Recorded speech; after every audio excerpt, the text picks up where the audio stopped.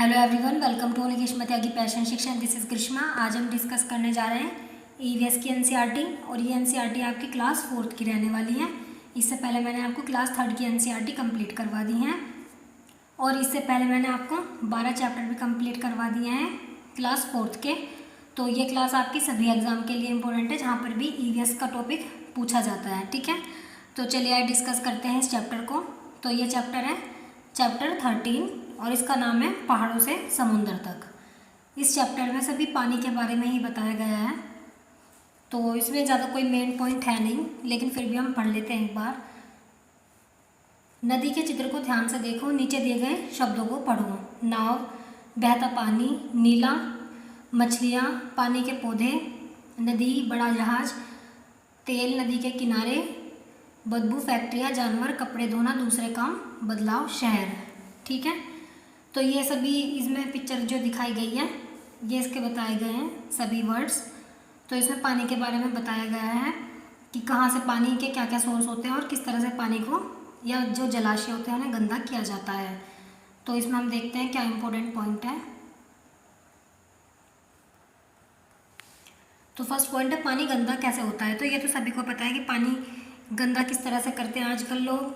ठीक है, लेकिन इसमें देख लेते हैं कि इसमें क्या दिया गया है। तुमने चित्र में देखा कि जहाँ जहाँ से नदियाँ बहती गई, वहाँ वहाँ किनारे पर बसे हुए लोगों और शहरों के लोगों ने नदी के पानी का अलग अलग तरह से उपयोग किया। ठीक है, जैसे कपड़े धोना, जानवरों को नहलाना, बर्तन धोना। इन सब के कारण नदी शुरू में जैसी थी वैसी नहीं रही। ठीक है, नदी का पानी जैसे शुरुआत से आगे बढ़ा वैसे वैसे लगातार बदलता रहा। ऐसे ही कारणों से तालाबों और झीलों का पानी भी गंदा हो सकता है। ठीक है, जैसे जो पानी के सोर्स होते हैं, नदी या तालाब वगैरह, उन पर लोग क्या करते हैं, अपना काम करते हैं, जैसे कपड़े धोना, जानवरों को नहलाना, बर्तन धोना। तो इससे क्या होता है कि पानी जो होता है, जिस तरह से वो साफ़ होता है उस तरह से धीरे धीरे वो गंदा होता चला जाता है। ठीक है, नेक्स्ट पॉइंट देखते हैं इसमें।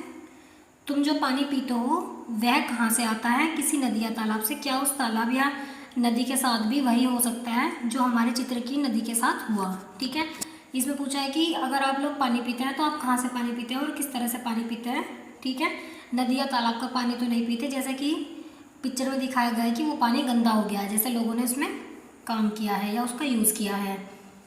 तो ये एक्टिविटी दी गई है कि करके सीखें। इस गतिविधि के लिए हमें कुछ सामान घर से लाना होगा। तुम्हारी रसोई में ये सब चीज़ें मिल जाएंगी: नमक, चीनी, हल्दी, आटा, खाने का सोडा, दाल, नींबू का रस, साबुन का पानी, शरबत, तेल, 5 या 6 गिलास या बोतलें। ठीक है, पानी की। अब तुम्हें क्या करना है, सभी गिलासों या बोतलों को पानी से आधा भर लो। ध्यान रहे सब में बराबर पानी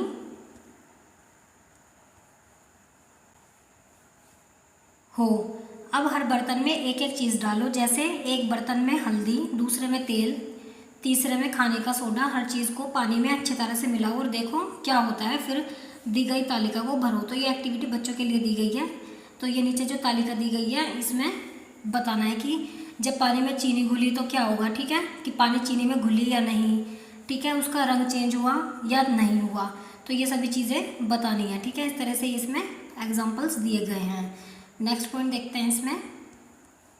नेक्स्ट पॉइंट है, सोचो अगर कुछ चीज़ें पानी में घुले ही नहीं, जैसे शक्कर, नमक, शरबत, नींबू का रस आदि, तो क्या होगा।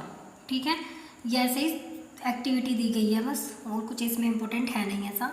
सोचो अगर सब चीज़ें पानी में घुल जाए, जैसे पत्थर, प्लास्टिक, चौक, कूड़ा, कचरा आदि, तो क्या होगा। बहुत सारी चीज़ें पानी में आसानी से घुल जाती हैं। इनमें से कई चीज़ें हमारे शरीर के लिए हानिकारक हो सकती हैं, इसलिए पीने से पहले पानी साफ़ करना ज़रूरी है। तो पानी को साफ़ करने की विधि क्या होती है? पानी को साफ़ करने का सबसे अच्छा तरीका है पानी को उबालना। ठीक है, तो जो मेन तरीका है, जो पहले भी यूज़ किया जाता था, तो पानी को साफ़ करने का अच्छा तरीका क्या है? पानी को उबालना। तो अब देखते हैं नेक्स्ट चैप्टर। नेक्स्ट चैप्टर है चैप्टर 14, और इसका नाम है बसुआ का खेत। ठीक है, तो अब देखते हैं इसमें क्या इंपॉर्टेंट पॉइंट है। तो मैं हूँ बसुआ, मैं कर्नाटक के बेलवनिका गांव में रहता हूँ। मेरे अप्पा किसान हैं। जुलाई का महीना है। हर बार की तरह इस बार भी अप्पा प्याज की फसल उगाने की तैयारी में हैं। तो ये जो स्टोरी है वो बसवा के बारे में है, और ये कहाँ है? कर्नाटक के बेलवनी का गांव में रहता है, ठीक है। और वहाँ पर क्या हो रही है, प्याज की खेती होती है। और किस महीने में होती है, वो होती है जुलाई के महीने में, ठीक है। तो ये क्वेश्चन भी से पूछा जा सकता है। नेक्स्ट पॉइंट देखते हैं इसमें। नेक्स्ट पॉइंट है इसमें, अध्यापक के लिए इस पाठ में प्याज की फसल का एक उदाहरण मात्र लिया है। अपने इलाके की या आसपास की किसी एक फसल को उगाने के लिए किए गए कार्यों पर भी चर्चा करवाएं या की जा सकती है। बच्चे से नक्शे में कर्नाटक देखने को कहें। तो इसमें क्या बताया गया है, टीचर के लिए एक्टिविटी। तो इस चैप्टर में क्या लिया गया है, ये कर्नाटक का जो गांव है, तो इसमें क्या है, प्याज की खेती होती है, ठीक है। और कब होती है, जुलाई के महीने में होती है। तो ऐसे इसमें एक्टिविटी दी गई है कि जहाँ पर भी आप ये चैप्टर पढ़ रहे हैं जिस भी एरिया में, तो वहाँ पर की क्या फसल होती है और वहाँ की कोई एक फसल को उगाने के कार्यों के बारे में उसकी चर्चा की जानी चाहिए। और बच्चों को नक्शे में कर्नाटक को भी दिखाना चाहिए, ठीक है। नेक्स्ट पॉइंट देखते हैं। नेक्स्ट पॉइंट है खेती का हुनर। अपा इस बार भी खेत में प्याज के बीज बोएंगे। बैल कुरिका को खींचते जाएंगे और अपा पीछे पीछे बीज डालते जाएंगे, ठीक है, जैसे कि इस पिक्चर में दिखाया गया है, ठीक है। तो ये ये मतलब बैल खींच रहे हैं वो क्या है, वो है कुरिके, ठीक है। नेक्स्ट पॉइंट देखते हैं। नेक्स्ट पॉइंट है, बीज बोए लगभग 20 दिन हो गए हैं। प्याज के छोटे छोटे पौधे निकल गए हैं, साथ ही निकल आई हैं खरपतवार। तो तुम जानते हो ना खरपतवार, तो खरपतवार क्या होती है, जो खेती के आसपास जो एक्स्ट्रा घास हो जाती है वही हमारी क्या कहलाती है, खरपतवार कहलाती है, ठीक है। नेक्स्ट पॉइंट देखते हैं। पौधे बिना बोए अपने आप ही उग आते हैं, वही होती है खरपतवार, ठीक है। यानी कि जो हमारी खेती के पास ये जो हम मतलब जैसे प्याज की फसल इन्होंने बोई है, तो उसके पास जो एक्स्ट्रा पेड़ पौधे या छोटे झाड़ियाँ वगैरह कुछ हो जाती है, वही हमारी क्या कहलाती हैं, खरपतवार कहलाती हैं। आपका कहते हैं कि इसे निकालना बहुत ज़रूरी है, नहीं तो ये सारा खाद पानी खरपतवार ही ले लेंगी और प्याज की फसल कम हो जाएगी, ठीक है। तो इस खरपतवार को साफ करना ज़रूरी होता है, जिससे कि जो खाद पानी खेती के लिए दिया जाता है वो इनको ना लगे, ठीक है, इसलिए इन्हें साफ करना पड़ता है। नेक्स्ट पॉइंट देखते हैं।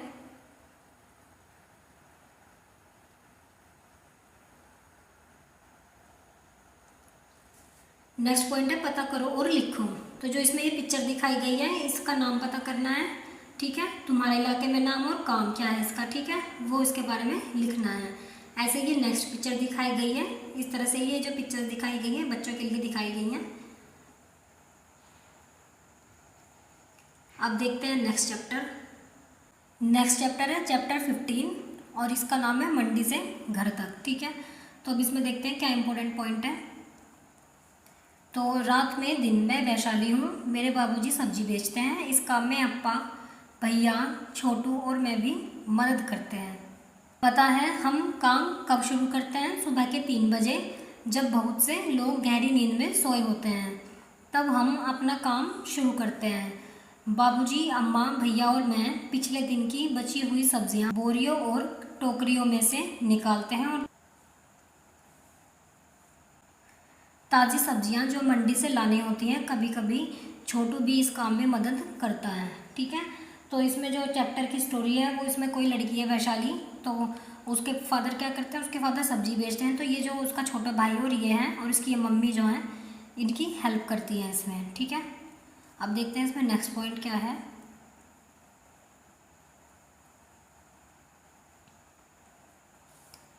नेक्स्ट पॉइंट है अध्यापक के लिए, बच्चों को मंडी में होने वाले कामों के बारे में बताया जा सकता है, ठीक है।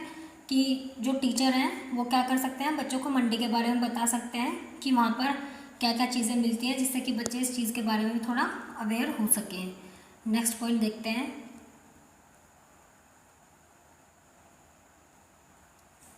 नेक्स्ट पॉइंट है अध्यापक के लिए, बाल मजदूरी को बढ़ावा दिए बिना बच्चों को उनके परिवार व आसपास के लोगों की मदद करने के लिए संवेदनशील बनाएं। कि जो बाल मजदूरी होती है उसको बढ़ावा नहीं देना चाहिए, ठीक है। और जो ऐसे परिवार हैं या आसपास के लोग हैं, उन्हें इस बात के प्रति क्या होना चाहिए, संवेदनशील करना चाहिए, ठीक है, जिससे कि वो समझ सके कि बाल मजदूरी नहीं करवानी चाहिए।